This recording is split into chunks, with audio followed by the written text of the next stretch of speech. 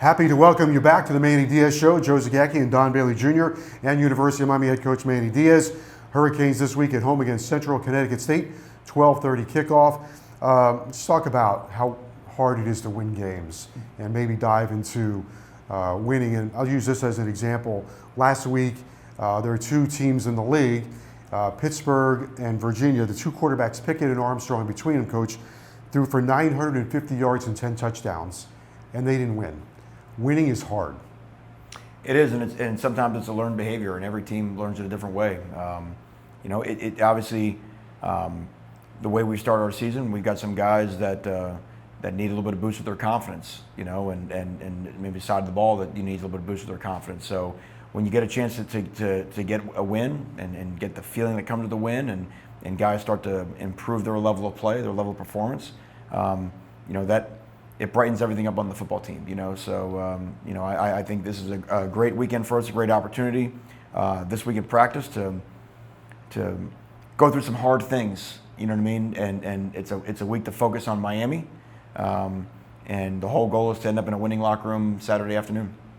Charleston Rambo, 12 catches, ties a UM record, 156 yards, couple touchdowns. Boy, he found his groove. Yeah, we thought we had a winning matchup on the outside, and he was dominant. They were going to play super soft coverage and not let us throw the ball deep over their head, which is already kind of a compliment from where we were a year ago. That people are respecting us deep on the outside lanes. But the key is that even though you're throwing shorter passes, now you can get some run after the catch, make a guy miss, and still turn some of those shorter plays into explosive plays. So a great job catching the ball by Rambo, but also a great job of getting run after the catch and shooting up those yards.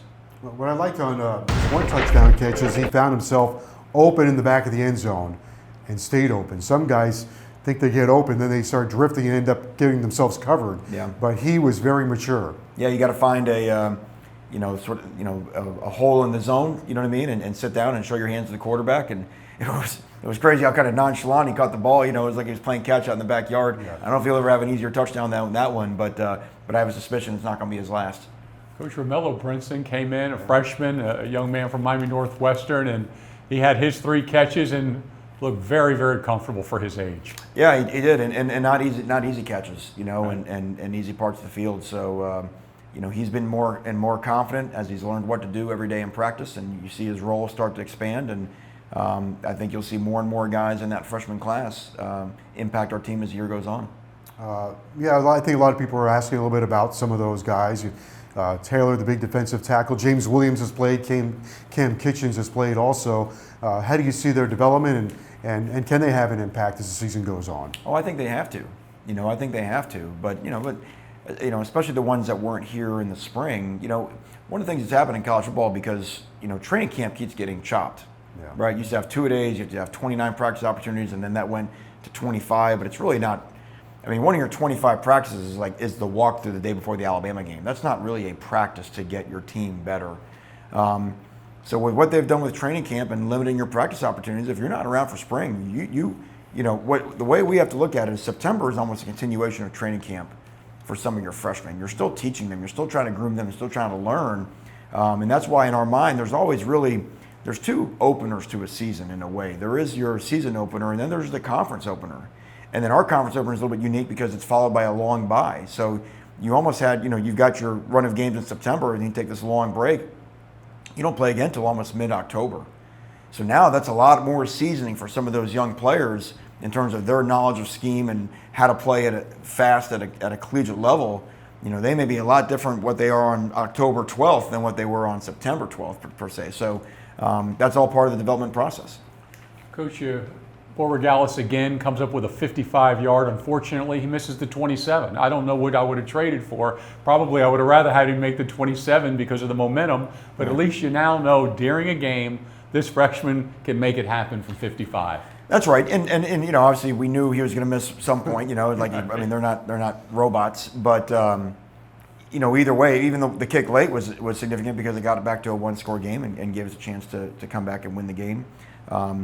We trust him. He tells me before every game he's good to about 55. That was a little bit on the edge. That was one of those scenarios where you don't really have a great option.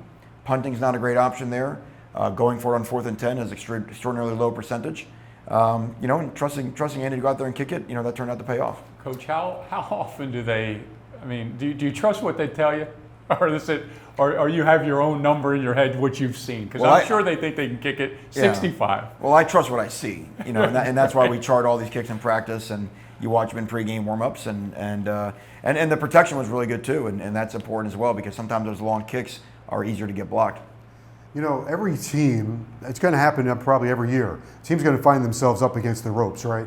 It's kind of how you respond to get off the ropes, and that's kind of where you are right now, right? You got to be looking. This game probably comes at a good time, but I would imagine that you would expect your team to keep throwing a lot of punches here. Of course, nobody in. We had a team meeting. We talked about this Sunday night. I mean, nobody's happy with where they are, and when the team's down, everybody's down.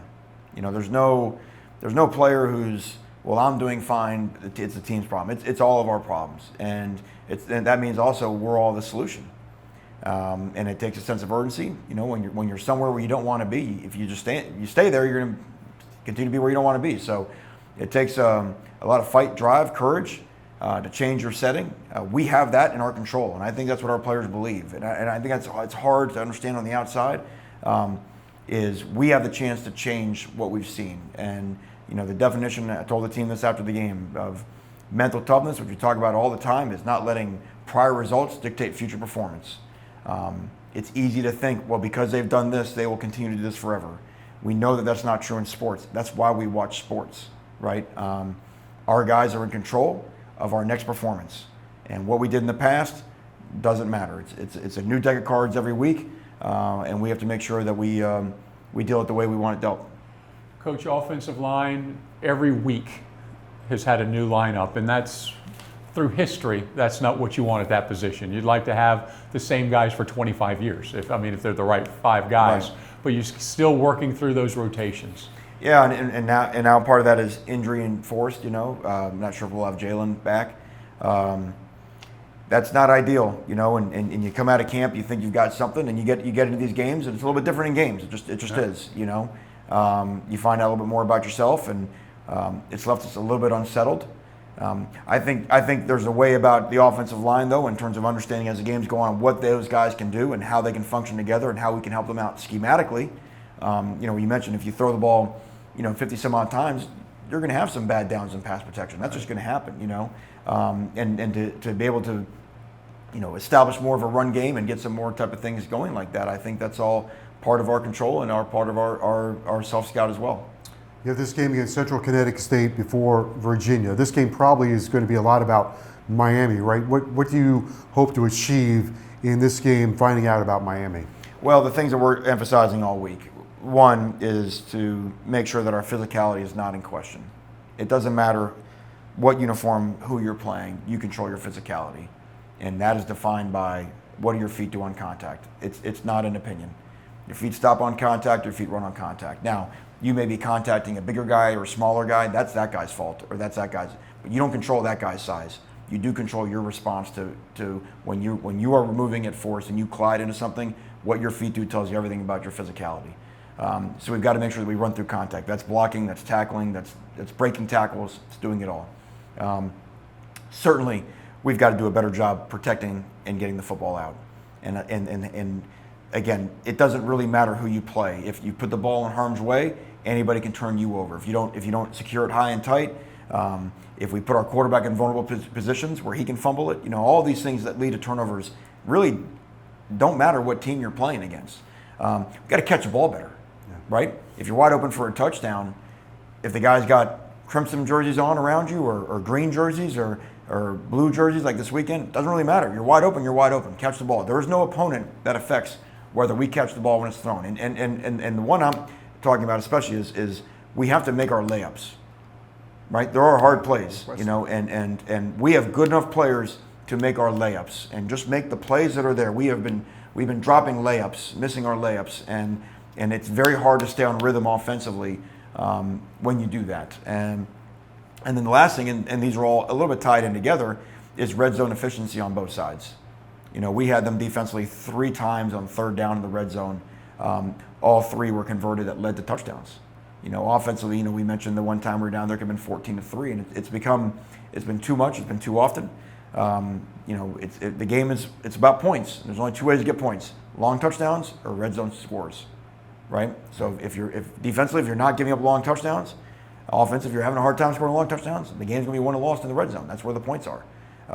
So we've got to improve our play down there. We're very specific in terms of what we're attacking this week, and to me, I don't know that this has anything with what we've identified right now. This is going to be our battle cry from here on out, because these are the things that win games or lose games. There's no emotion involved. Doesn't matter how you feel. These are things that we've got to get corrected. Penalties, Coach, they've just been in every game that we've had here at Miami this season, and you have officials at practice. How do you overcome that, or how do you cut that back? Well, like I said, I think we only had 6 in the first game. We had 8 in the second game. So I was, the 6 number when we analyze the penalties from the Bama game, okay, that's probably about what you're going to have happen in the season opener. The number went up this game. Well, you have one guy that's a true freshman that had 3 himself, right? 2 holding penalties on a punt return, a horse collar tackle on defense. Right. Okay, well, that's a young guy. To be honest, he's trying to dominate his man on punt holdup, but he doesn't understand that he's, by throwing his man to the ground, something that probably in high school was a great play, that's holding. Now you tell the guy on the sideline, hey, the referee told you it's holding. He's like, no, yes, it is holding. Goes out there and does it again. So sometimes that's why freshmen are freshmen, and it's always fun to have the freshmen go in and play, and we're going to brag on those guys in a second, but they're still freshmen. So when you have a game when you have, what do we have, 8?